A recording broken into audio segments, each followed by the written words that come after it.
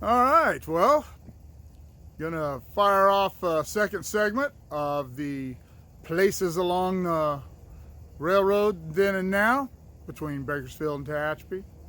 And we're gonna kick off this segment here at Woodford, which is just up here behind me. And for those of you who didn't catch the first segment, I will link that in the description below. And for those of you who did catch the first segment, I'm glad you joined me for the second segment. And well, here we go. Starting at Woodford, heading over the hill of Mojave.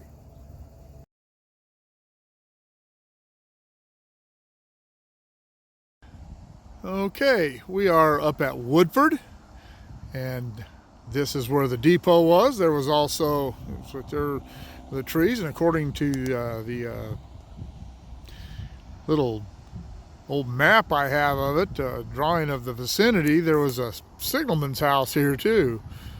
But anyway, this is where the depot was, and it was one of the originals. It was put up when the railroad came through in 1876.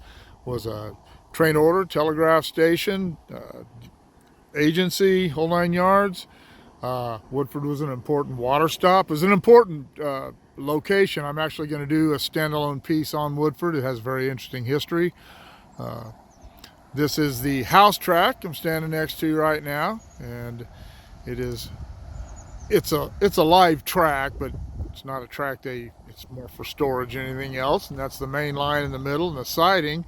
When I first started working up here in the 80s, this house track had been turned into what they called the south siding, and down there a ways there was actually a cantilever signal bridge, a cabin, a power switch machine that went into this, and there was another one down at the other end. When I do the piece on Woodford, we'll go down there too. Woodford was originally called Keene to avoid confusion with Kern Junction and train order. They had what were called keys, and each station had a 2-letter key for the train orders, and they didn't want any confusion with Kern, which I believe was KE. I'd have to look at the history books. It doesn't matter, but I'll get into that on the standalone piece. But anyway, they renamed it Woodford to avoid that confusion. And so anyhow, this is where Woodford was. And moving on up.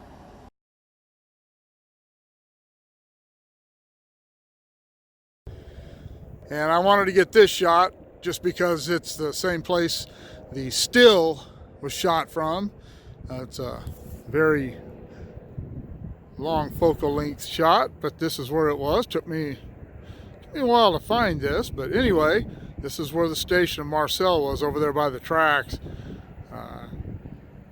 Shot from up here on this hill. It's the only photograph of the station at Marcel I could find, but Marcel was it was also one of the original stops. It's just a little bit above Waylong, as a matter of fact. That is the portal of Tunnel 10, which is just at the top of the Tehachapi Loop, which is Waylong.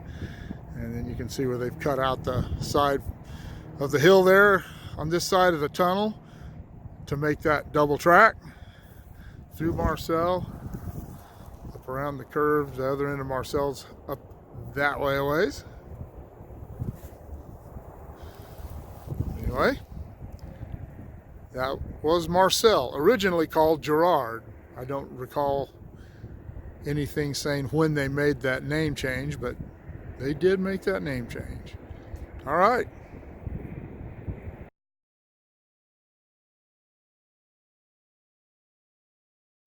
And here we are at the Tehachapi Depot.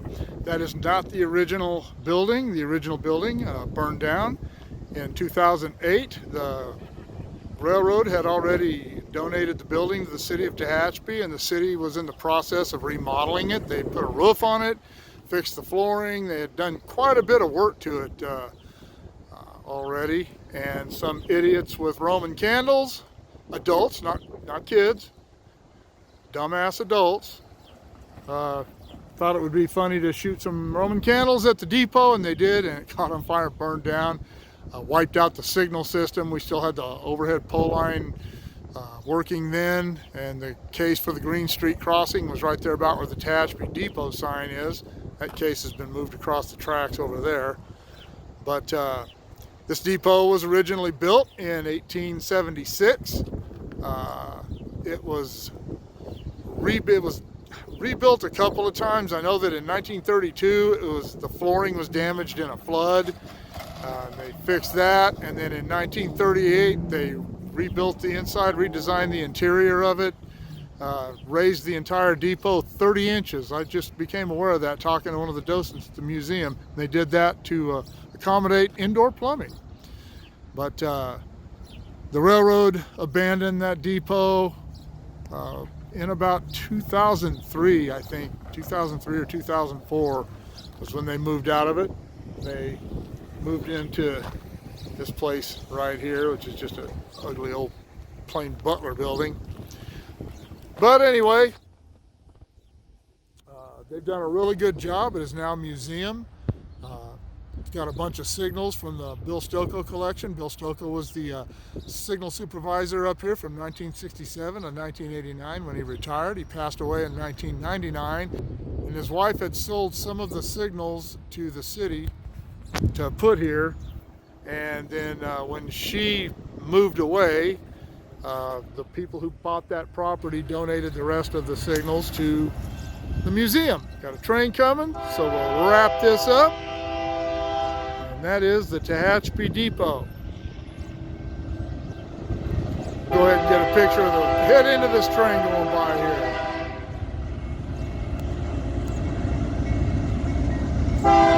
DNSF.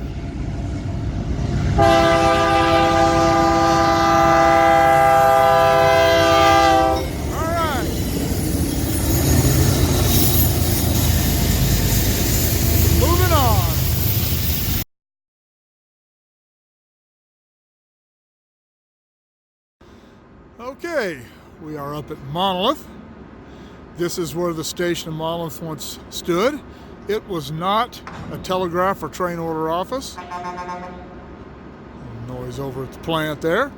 But this is where it stood. It was an agency. And it was opened in 1938 and it closed in 1973. The building was removed in 1973. This is where it stood. It served mostly the purposes of Monolith, which has been here since 1909.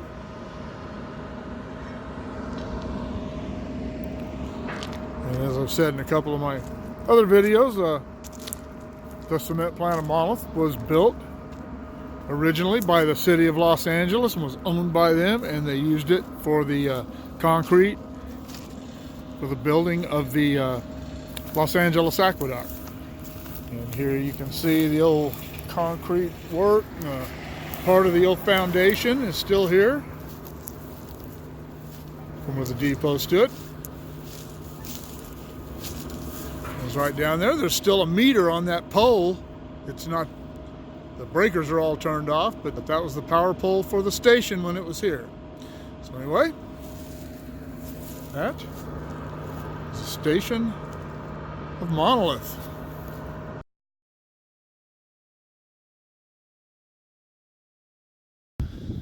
Okay, I'm standing on the roadbed of what would have been the west leg of the Y at Eric. It extended on out that way towards the freeway. That's Highway 58 there. And you can see the tops of some trees over on the other side of the freeway. That's about where the end of the Y was. And for those of you who don't know, a Y was just that. It was a piece of track that looked like a Y, and they used it to turn engines around back in the steam days. You can see those ties over there. It looks like a fence line. That is the east leg of the Y, or where it was. And the reason they had that Y here was because they had a crossover right up there, and they would run the helpers out of Mojave on the trains, and instead of running them all the way to Summit, they didn't really need them past here. because this is pretty much the end of the climb from Mojave to Tehachapi. So they would cut the helpers out, run them on the Y, get the train out of the way, run them back out onto the main, cross them over onto the what was the number 1 track at the time, and run them back into Mojave. And I've moved up a little ways, or down a little ways from the Y at Eric, and this is about where the crossovers were. There's no specific milepost I can find of where they were, just the comparative picture that I put along with this. But this is where the crossover between mains was, and it would make sense for it to be about here, because the east leg of the Y is about, I don't know, maybe 1,000 feet up the tracks. And there was no station at Eric, but what was at Eric, other than the crossover in the Y, get away from the tracks because I don't have any on-track safety, and I don't have my bells and whistles. But anyway, down there where that water tank is, right there, there was, up until around 2000, the old pump house and tower stand was still there from the well that fed Cameron and Mojave. Mojave did not have its own potable water source, and so they had to pump in fresh water from up here. There's a pipeline that's still there. It goes all the way down into Mojave from here. It's not in use anymore, but it is still there. And anyway, even though there was no station here, I just thought that was interesting.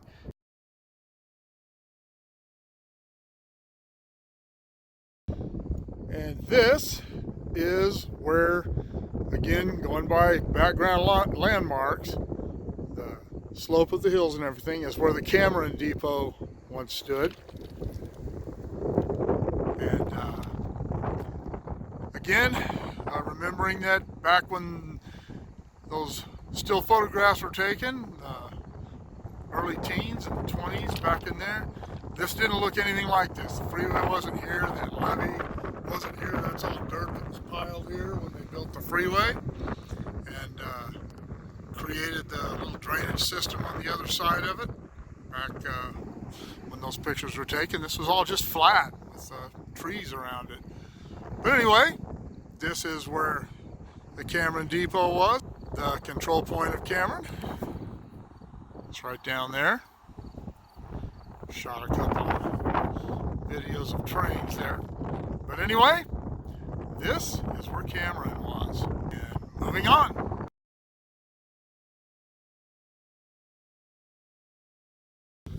And here we are at Warren. The station at Warren stood just to the right of those trees. It was one of the stations. It was built a little later when the traffic increase prompted 6 more stations between Bakersfield and Mojave. It was a train order and telegraph office. It was not an agency. And that's the community of Cache Creek in the background. And that is Cache Creek running alongside the freeway there.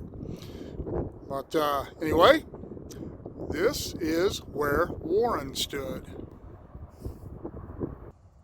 And another note on Warren, I thought I'd throw this in before I got out of here. Right about here is where the actual station was. In the 80s, and I'm not sure when they tore it up, but I know for sure in the 80s, the late 80s, maybe the early 90s, when you work out here, the foundation and flooring for the station was still here. When they did all this work out here, this dirt work, I don't know why they did all of it. I don't know if it was something for flooding or something for the railroad, but evidently they dug it all up and hauled it off or covered it up, but this is exactly where the station was, right there.